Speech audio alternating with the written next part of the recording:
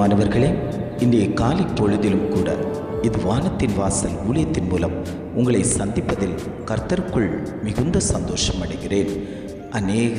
அநேக பிரச்சனைகளோடு தேவ சமூகத்தில் வந்திருக்கிறார்கள். ஆண்டவரிடத்தில் நான் அநேக விண்ணப்பங்களை வைக்கிறேன். ஆனாலும் என் விண்ணப்பங்களுக்கெல்லாம் பதில் கிடைக்குமா? என் விண்ணப்பங்களெல்லாம் எப்பொழுது நிறைவேறும்? கண்ணீரோடு விதைத்திருக்கிறேன், எப்பொழுது நான் கம்பீரத்தோடு அறுவடை செய்வேன் என்று தேவ சமூகத்தில் காத்து கிடக்கக்கூடிய ஜனங்களை பார்த்து ஆண்டவர் சொல்லுகிறார், உனக்குண்டான நன்மைகள் வெகு சீக்கிரத்திலே உன் கரத்தில் வந்து சேரும் என்று. இன்றைய காலை பொழுதில் ஒவ்வொரு குடும்பங்களையும் பார்த்து ஆண்டவர் வாக்கு கொடுத்து கொண்டிருக்கிறார். இன்றைய காலை பொழுதிலும் கூட ஆண்டவர் நமக்கு தரக்கூடிய நல்ல வார்த்தை என்னவென்றால், எண்ணாகமம் 14ஆம் அதிகாரம் 12ஆம் வசனம் இவ்வாறாக சொல்லுகிறது, அவர்களை பார்க்கிலும் உன்னை பெரிதும் பலத்ததுமான ஜாதியாக்குவேன். வசனம் இவ்வாறாக சொல்லுகிறது, அவர்களை பார்க்கிலும் உன்னை பெரிதும் பலத்ததுமான ஜாதியாக்குவேன். ஆண்டவர் குடும்பங்களை பார்த்து சொல்லுகிறார், உங்களை பெரிதும் பலத்ததுமான ஜாதிகளைப் போல நான் உங்களை ஆக்குவேன் என்று ஆவியானவர் இன்றைய காலை பொழுதில் ஒவ்வொரு குடும்பங்களையும் பார்த்து ஆண்டவர் வாக்கு கொடுத்து கொண்டிருக்கிறார். இன்றைக்கு அநேக குடும்பங்களில் அநேக பிரச்சனைகள் வந்து கொண்டிருக்கிறது. அநேகரை உதாசீனப்படுத்தி கொண்டிருக்கிறார்கள்.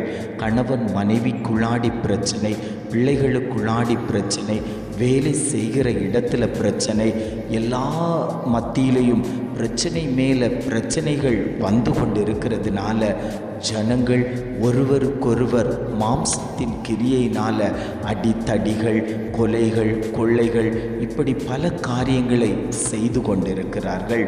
உலகம் மாயான இந்த சத்ருவின் கரத்துக்குள் இருந்து கொடுக்கிறது, பொல்லாங்கனுக்குள் கிடக்கிறது. இந்த மாயான உலகத்தில் நாமும் கர்த்தரை தேடி ஆராதித்து கொண்டிருக்கிறோம். ஆண்டவர் சொல்லுகிறார், என்னை நோக்கி பார்க்கிறவர்கள் ஒருபோதும் வெட்கப்பட்டு போவது இல்லை. நான் அவர்களை ஜாதிகளாக்குவேன், பலத்த ஜாதிகளாக்குவேன், உயர்வான ஜாதிகளாக்குவேன். அவர்கள் என் அண்டையில் இருக்கக்கூடிய தேவ பிள்ளைகள் என்பதை நான் அறிந்து கொண்டேன் என்று ஆவியானவர் குடும்பங்களை பார்த்து ஆண்டவர் வாக்கு கொடுத்து கொண்டிருக்கிறார். எசபேலுக்கு பயந்து ஒபதியா அநேக தீர்க்கதரிசிகளை 50 பேராய் குகைகளில் வைத்து பாதுகாத்தான். அந்த ஜனங்கள், மீதியாய் இருந்த ஜனங்கள் பாதுகாக்கப்பட்டு கர்த்தருக்கென்று சுவடு கொடுத்து ஓடினார்கள். இன்றைக்கு ஆண்டவர் சொல்லுகிறார், உங்களை நான் பாதுகாத்து வைத்திருக்கிறேன். நீ எந்த ஜாதியாய் இருந்தாலும் கர்த்தரை தேடுவாயாய், ஆனால் நான் உன்னை பாதுகாப்பேன், நான் உன்னோடு கூட இருப்பேன், நான் உன்னை பலப்படுத்துவேன். உன் குடும்பத்தில் அந்தகாரம் இருப்பதில்லை, உன் குடும்பத்தில் சத்ருவானவன் எழும்புவதில்லை, உன் குடும்பத்தில் பொல்லாங்கனுடைய கரம் ஓங்கி நிற்பதில்லை, இருளின் அதிகாரம் அந்த இடத்துல செயல்படுவதில்லை. வெளிச்சமாகிய கிறிஸ்து உன்னோடு கூட இருக்கும்போது நீ எதை குறித்தும் பயப்பட வேண்டாம், எதை குறித்தும் கலங்க வேண்டாம், எதை குறித்தும் சிந்திக்க வேண்டாம், எதை குறித்தும் நீ நினைவில் வைத்து கொள்ள வேண்டாம். காரணம், நான் உன்னோடு கூட இருக்கிறேன். நீ என் சமூகத்தில் அமர்ந்து இருந்ததினால நான் உனக்காக யுத்தம் பண்ணுவதற்கு நான் உன்மத்தியில் வந்து கொண்டிருக்கிறேன். எத்தனை பேர், ஆண்டவரே என் குடும்பத்தில் வாருங்கப்பா, என் பிள்ளைகளை பலத்த ஜாதியாக்குங்க ஆண்டவரே, என் பிள்ளைகளோடு கூட நீங்கள் பேசுங்க ஆண்டவரே, என் தொழிலை பலத்த தொழிலாய் மாற்றுங்க ஆண்டவரே, நான் செய்யக்கூடிய வேலையில் தேவனுடைய கரம் இருக்கட்டும். என்னை எல்லாரும் உதறி தள்ளுறாங்க, ஆனால் கர்த்தர் நீர் என்னை ஏற்றுக்கொண்டு அநேகர் மத்தியில் என்னை உயர்த்தி காண்பீங்கன்னு சொல்லி எத்தனை பேர் வாஞ்சித்து கேட்டுக்கொள்கிறீர்களோ அத்தனை பேரையும் பார்த்தாண்டவர் சொல்லுகிறார், நான் உன்னை பலத்த ஜாதியாக்குவேன், அவர்களை பார்க்கிலும் நான் உன்னை பலத்த ஜாதியாக்குவேன் என்று ஆவியானவர் உங்களை பார்த்து பேசி கொண்டிருக்கிறார். புற ஜாதியான் உயர்ந்திருக்கலாம், பணமும் அந்தஸ்தும் ஆஸ்தியும் உடையவர்கள் உயர்ந்திருக்கலாம். நீ வேதாகமத்தை தூக்கி கொண்டு போகும்போது, உன்னை ஏளனமாய் ஏளனமாய் பார்த்து சிரித்தவர்கள் உண்டல்லவோ. உன் குடும்பத்தில் என்ன நன்மை நடந்தது, உன் பிள்ளைகளுடைய வாழ்க்கையில் என்ன நன்மை நடந்தது, நீ ஏன் இப்படி இருக்கிற, எங்கள் தெய்வத்தை ஆராதி, நீ மேன்மையாய் இருப்பாய் என்று சொல்லி அநேகரை கல்லையும் மண்ணையும் வணங்குவதற்கு மற்ற ஜனங்கள் அழைத்து கொண்டு போகும்போது, இதெல்லாம் எங்களுக்கு வேண்டாம், நாங்கள் ஆராதிக்கிற தேவன் எங்களை தப்புவிக்க வல்லவராய் இருக்கிறார், நான் அவரைத்தான் ஆராதிப்பேன் என்று ஒரு வைராக்கியத்தோடு தேவ சமூகத்தில் வந்திருக்கக்கூடிய ஒவ்வொரு தேவ ஜனங்களையும் பார்த்தாண்டவர் சொல்கிறார், உங்கள் பிள்ளைகள் தழைக்கும், உங்களுடைய வாழ்க்கை மேன்மை அடையும். கர்த்தர் உங்களை விடுதாவாய் விடுவதற்கல்ல, உங்களை வேறு பிரித்து இந்த இடத்திற்கு கொண்டு வந்தது. ஆண்டவர் சொல்லுகிறார், நீங்கள் பலத்த உயர்ந்த ஜாதிகளாய் நிற்பீர்கள். உங்கள் பிள்ளைகள் உயர்ந்த அந்தஸ்தில் வேலைகளை பார்ப்பார்கள்.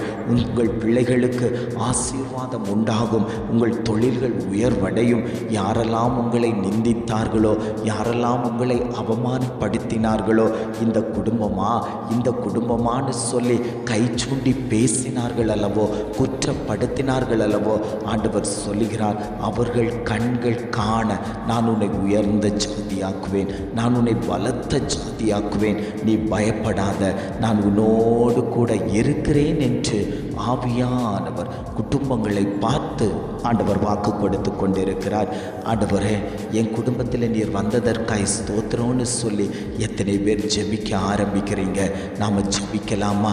அன்பின் பரலோக பிதாவே, இந்த காலை பொழுதுக்காக நாங்கள் உம்மை துதிக்கிறோம், ஸ்தோத்தரிக்கிறோம். ஆண்டவரே, இந்த காலை பொழுதிலும் கூட ஆவியானவர் எங்களுக்கு தந்த நல்ல வார்த்தைகளுக்காக நாங்கள் உமக்கு நன்றி செலுத்துகிறோம். ஆண்டவரே, அவர்களை பார்க்கிலும் உன்னை பெரிதும் பலத்ததுமான ஜாதியாக்குவேன் என்று வாக்கு தத்தம் பண்ணின தகப்பன், இன்றைக்கு எங்கள் குடும்பத்தை பெரிய பலத்த ஜாதியாக்குங்க. ஆண்டவரே, நாங்கள் தாழ்வில் இருக்கிறோம், நாங்கள் சீரோவில் இருக்கிறோம். கர்த்தர் எங்களை கோபுரத்தில் உயர்த்தி காட்டும்படியாய் நாங்கள் ஜெபிக்கிறோம். ஆண்டவரே, எங்களை ஏளனமாய் பார்த்தவர்கள் முன்பாக நாங்கள் தைரியத்தோடு, நாங்கள் தேவனுடைய பிள்ளைகள், நாங்கள் இயேசுவை ஆராதிக்கிறோம், எங்கள் தேவன் தான் எங்களுக்கு ரோல் மாடல் என்று சொல்லத்தக்க விதத்தில் எங்கள் தலையை நிமிர்த்தி காட்டும்படியாய் நாங்கள் ஜெபிக்கிறோம். ஆண்டவரே, நீர் அப்படியே செய்துவிட்டதற்காய் ஸ்தோத்திரம். எங்களை நீர் கைவிடாமல் உம்முடைய கரத்துக்குள் எங்களை வைத்து கொண்டதற்காக நாங்கள் உமக்கு நன்றி செலுத்துகிறோம். ஆண்டவரே, இதை கேட்டுக்கொண்டிருக்கக்கூடிய ஒவ்வொரு குடும்பத்தையும் கர்த்தர் ஆசீர்வதிக்கும்படியாய் நாங்கள் ஜெபிக்கிறோம். அந்த குடும்பங்களில் என்னென்ன தேவைகள் உண்டோ அத்தனை தேவைகளையும் கர்த்தர் நிறைவேற்றி கொடுக்கணும். அவர்களுடைய வாழ்க்கையில் ஒரு பெரிய மாற்றத்தை கர்த்தர் கொடுக்கும்படியாய் நாங்கள் ஜெபிக்கிறோம். ஆண்டவரே, தேவ பிரசனம் அந்த இடத்துல வெளிப்படட்டும், தேவனுடைய மகிமை அந்த இடத்துல வெளிப்படும்படியாய் நாங்கள் ஜெபிக்கிறோம். எங்களை தாழ்த்தி தருகிறோம். துதிகன மகிமை எல்லாம் உமக்கே செலுத்துகிறோம். மீட்பர் இயேசுவின் மூலம் ஜெபம் கேளும் நல்ல பிதாவே. ஆமென், ஆமென்.